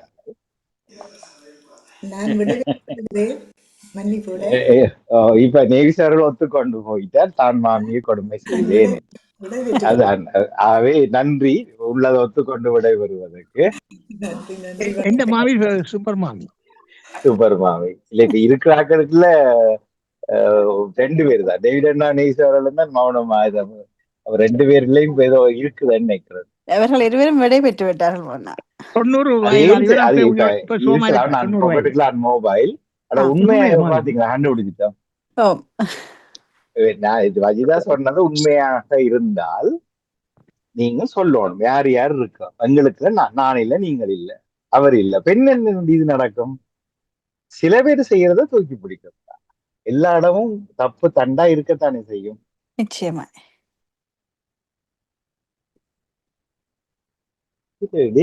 நேசக்காவி இப்படி செய்தாங்க, மாமியை கொடுமை வெப்பமா. அப்போ நான் ஒரு தொலைபேசி வந்தபடியா கேட்டுக்கொள்ள முடியவில்லை, மன்னிப்போடு. இல்ல, இப்ப பார்த்தா இதுல இருக்கிறாங்க 2 பேர் ஓடிட்டாங்க சொல்லாம. மிச்சம் எல்லாரும் சொல்றாங்க மாமிதான் தெய்வமா. நீங்க என்ன சொல்ல வாரீங்க? நானும் மாமிதான் தெய்வம் என்று சொல்லுங்க. அப்ப யார சொல்ல வந்தீங்க? அப்படி பிரச்சனை இருக்கு, எனக்கு ஆச்சரியமா இருக்கு. ஒரு நிமிடம் வருது. சரி, நாங்களும் வெற்றி தெய்வம் செய்ய முடியாதுன்னு நினைக்கிறேன். ஒரு இல்லை இணைப்புல. அப்படியா? அடுத்த வாரம் தொடர்போம். அல்லது நான் தனியா வாசிக்க முடியும் வாசிப்பேன். விடியத்தானே கொடுத்தது, இன்னும் ஒரு வாரத்துக்கு கொண்டு கொடுக்கலாம். இல்லை, ஆனாலும் ஏன் இல்லை? சரி, பரவாயில்ல. அடுத்த வாரம் யோகாவும் இல்லை என்பதுதான் அர்த்தமா? ஒருவரும் இல்லை, இதுல இணையறது இருக்குது, இணைப்பில் இல்லை. ஞாயிற்றுக்கிழமை யோகா தொடர்ந்து இடைநிறுத்தப்படுகிறது. ஆமா ஆமா ஆமா. இல்ல, இதுக்கு நாங்கள் ஒரு 2 வழிதான், நீங்கள் நானும் சேர்ந்து எல்லாரும் மற்றவரையும் நினைச்சு அங்க புரியவர்களை தேட வேண்டியது. ஆர்வம் இல்லையா ஒண்ணும் செய்யலாது. யார் மாமியா கால் பண்ணி வந்திருக்கார்? எங்கட மாமி பூமிக்குள்ள கபருக்கு இருந்தா வரணும். எதுக்குள்ள இருந்து? அப்புறவா இல்லங்க, வேற அதுல சரி, மண்ணறைக்குள்ள. மண்ணறை கபருன்றது அரபு மொழியா?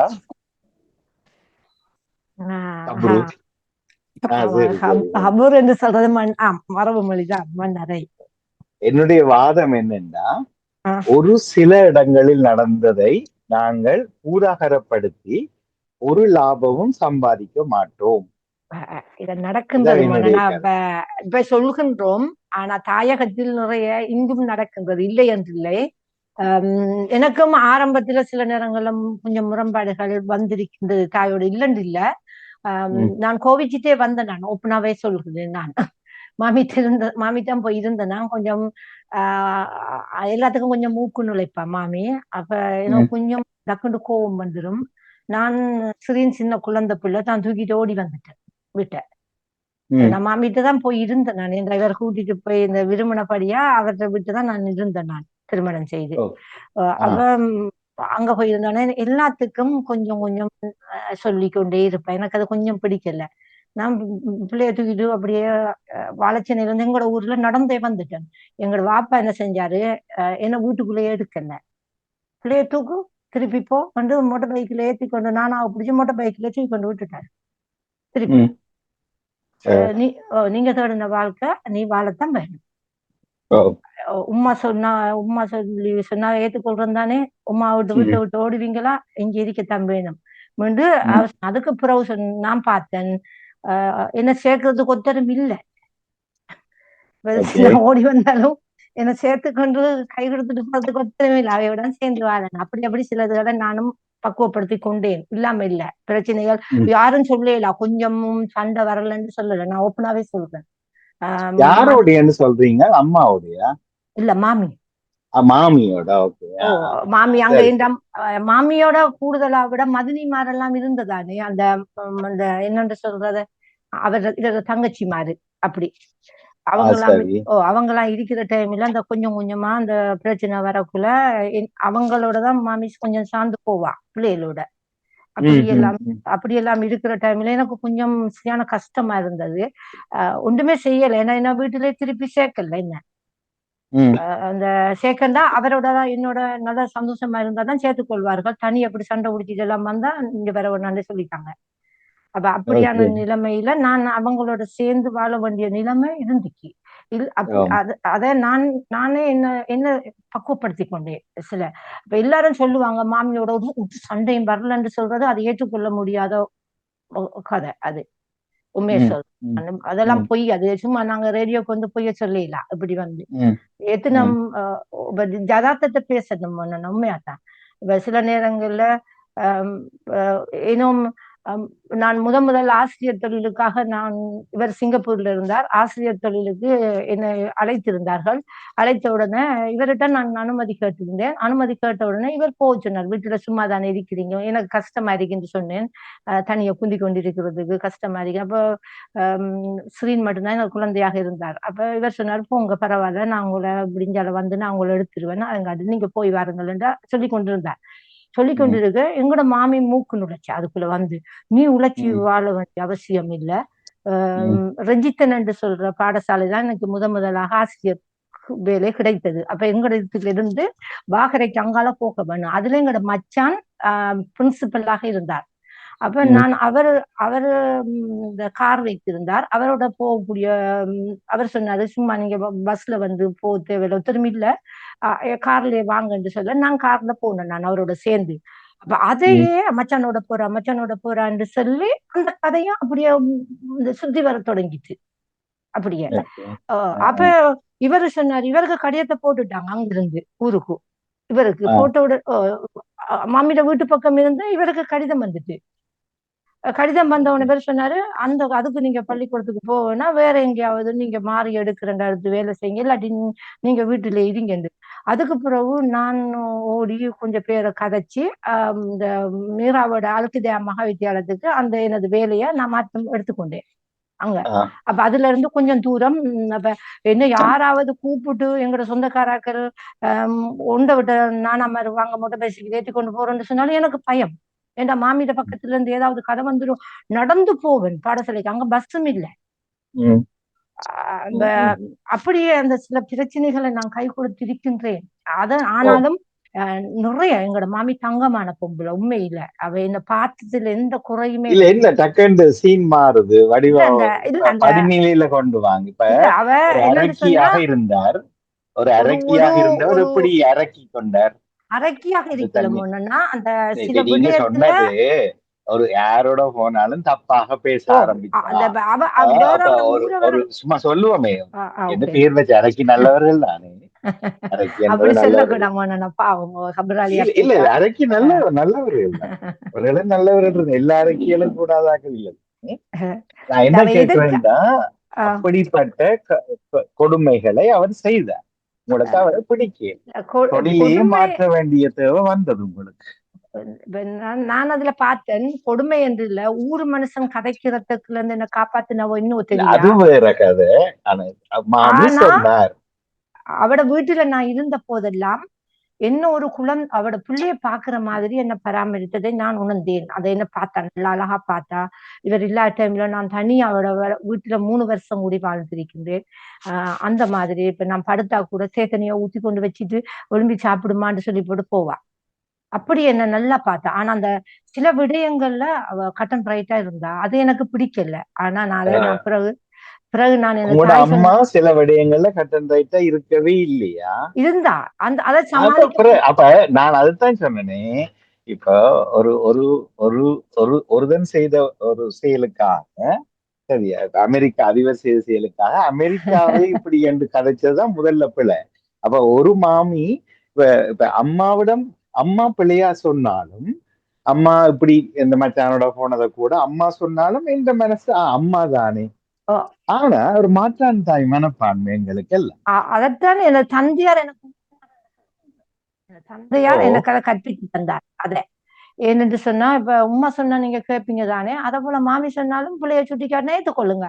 அதை எனது குழந்தைக்கு ஆற மாமியிட வீட்டு தான் கூடுதலாக நிற்கிற, எங்களோட வீட்டுல அங்கதான் இருக்கிற. அப்ப நான் எனது குழந்தைக்கு அதை சொல்லியிருக்கிறேன்.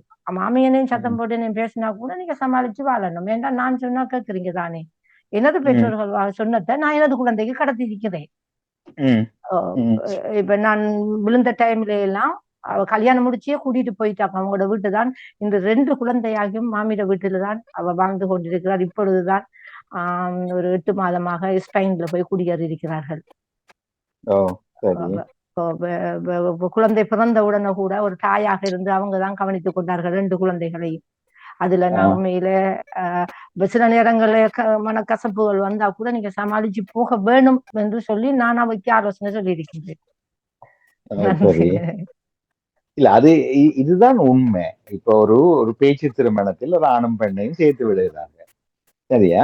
சேர்ந்ததுக்கு பிறகு எல்லாம் சம்மதிச்சு பேசி ஓமண்டு வந்து முதல் 3 மாதத்துல இருந்து 3 வருஷத்துக்கு எத்தனையோ விஷயங்கள் ஆச்சரியமாவும் அதிர்ச்சியாவும் இருக்கும் ஆளுக்கால். பிறகுதான் அடிபட்டு குறப்பட்டு பிறகு உடன்பட்டு பிறகு 30 வருஷமா 30வது திருமண ஆண்டு சொல்லிக்கல ஆணும் பெண்ணு சொல்லுவார்கள், அடுத்த ஜென்மத்திலும் நான் இவளுக்கு மனைவியாக, அடுத்த ஜென்மம் இவர் தான் எனக்கு புருஷனா வரணும் என்று சொல்றாங்க. இது தெரியாதவர்களுக்கு எப்பவுமே முன்னுக்கு நடக்கும். புரிந்துணர்வு உள்ளவன் கண்டுபிடிப்பான். கண்டிப்பாக இதை போக போக சமாளித்துக் கொள்வோம். அன்பு என்பது தானே கொடுக்க வேண்டியது. என்னிடம் அன்பு காட்டாதவனையும் நேசிக்க வேண்டும் என்று சமயங்கள் சொல்கின்றன. இதை ஏற்றுக்கொண்ட நான் எனக்கு என்று வர்ற போது மட்டும் அம்மா செய்தா சரி, ஆனா மாமி செய்தால் இல்ல தவறா படுகுது எனக்கு. இதைத்தான் நான் முதலே சொல்ல வந்தேன். இது இலங்கையிலையும் இருக்கா, இது ஒரு நாகரிகம் மாதிரி நாங்க சொல்லி காட்டக்கூடாது என்றது என்னுடைய போக்கு. இப்போதைக்கு நான் அதைத்தான் சொல்ல வரேன். ஏனென்றா நான் இப்போ ஒருங்கி சேவை வலியுறுத்தும் ஆண்டேன்னு சொல்லிட்டு நாங்க சும்மா இருக்கலாம்.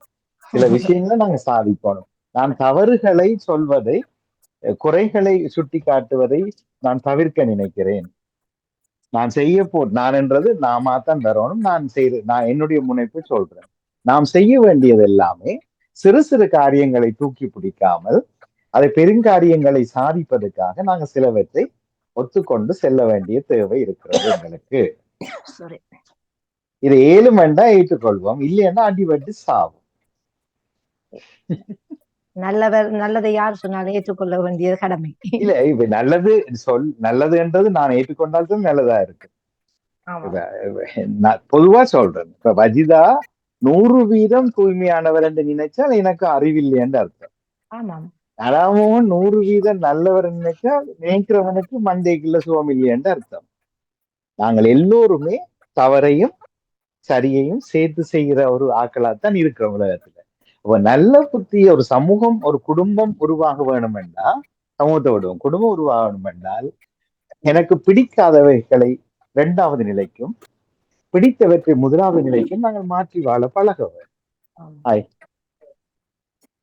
அது புரிந்ததா? அதுக்காண்டித்தான் இதை நான் வேணுமென்றே தூக்கி பிடிச்சதான் என்னுடைய தலைப்புல. இல்லாட்டி சில பேருக்கு பொறுங்க வாரணும் கதையுங்கோ பொறுக்கு மற்றவர்களும் கதைங்க வாரும் ஒரு வாடிக்கை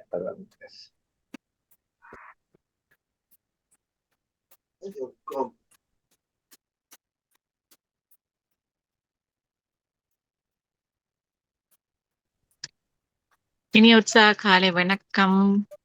வணக்கம் வணக்கம். மோனனா போயிட்டாரு. அவரு ஒரு வேலை இதா நினைக்கிறேன் போன் வந்திருக்கு போல.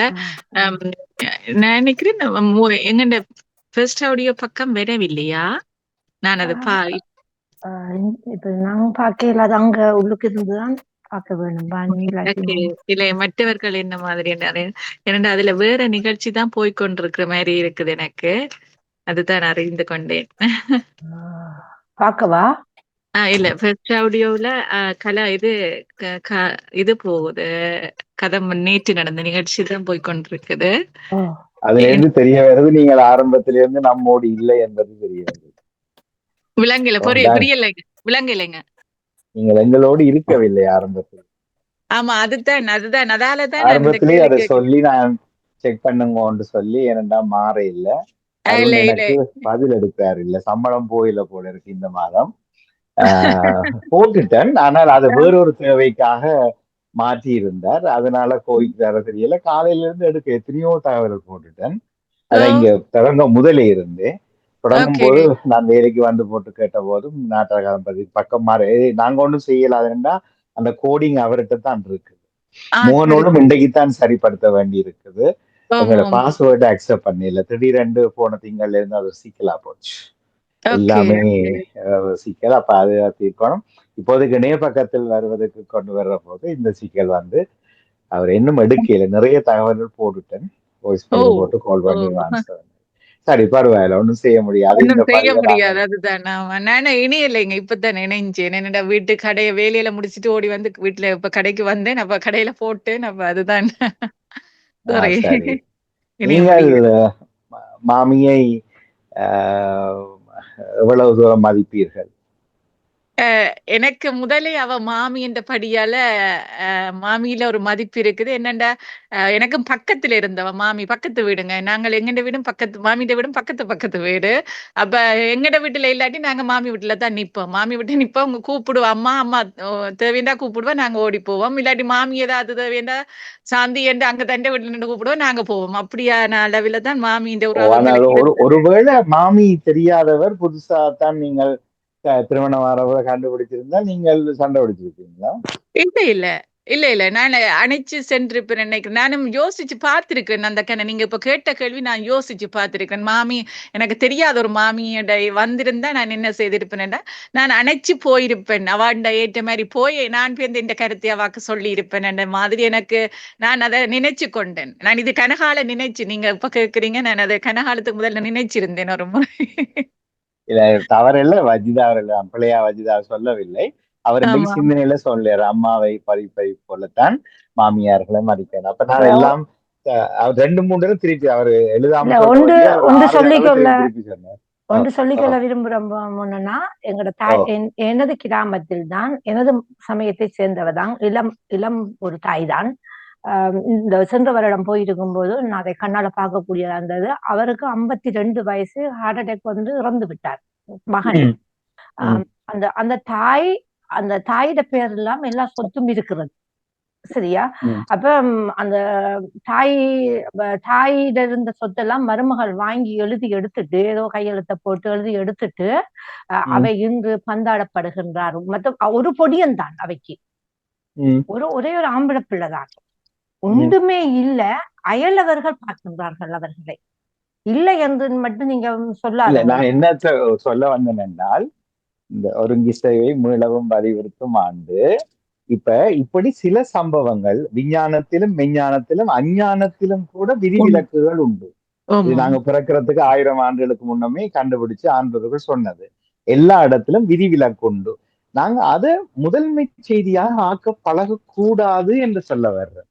சம்பவமா சொல்லலாம், வேதனையான ஒரு விடயத்தை பகிர்ந்து கொள்கிறேன் என்று சொல்லலாமே தவிர, இதுதான் ஈழத்தமிழர்கள் அல்லது கிழக்கு மாகாண மக்கள் அல்லது வடக்கு மக்கள், மலைய மக்கள் என்று நாங்க ஒரு பெரிய ஒரு பழிய சுமத்தக்கூடாது. நமது முகத்திலே நாம் துப்பி உமிழ்வது போல இருக்கிறது. அதைத்தான் சொல்ல வந்தேன். இது இப்ப இல்ல, போன வருஷத்துல இருந்து இதை கடைப்பிடிக்க ஆரம்பிச்சுட்டோம். நீங்கள் அதை தவற விட்டுருப்பீங்க. சாந்தினியர்களுக்கு விளங்கி இருக்கு, நரஞ்சினியர்களுக்கு ஞாபகம் இருக்கும்.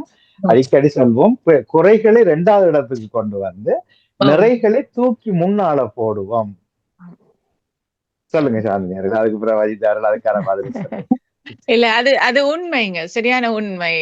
நாங்கள் எல்லோரும் என்று சொல்ல முடியாது, நாங்கள் கூடுதலாக இந்த குறிய தூக்கி பிடிச்ச வெள்ளை பேப்பர்ல கருத்த புள்ளியை தான் பார்த்து கொண்டிருக்கோம். அதுதான் தெரியுதுன்னு சொல்லுவினோம்.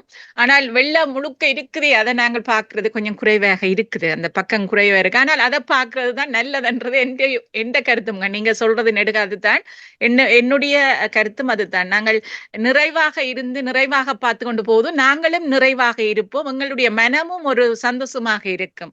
அதை நான் உணர்ந்திருக்கிறேனுங்க. இப்ப இங்க பார்க்கும் பொழுது எல்லாரும் நான் கேட்கிறது, அந்த பக்கம்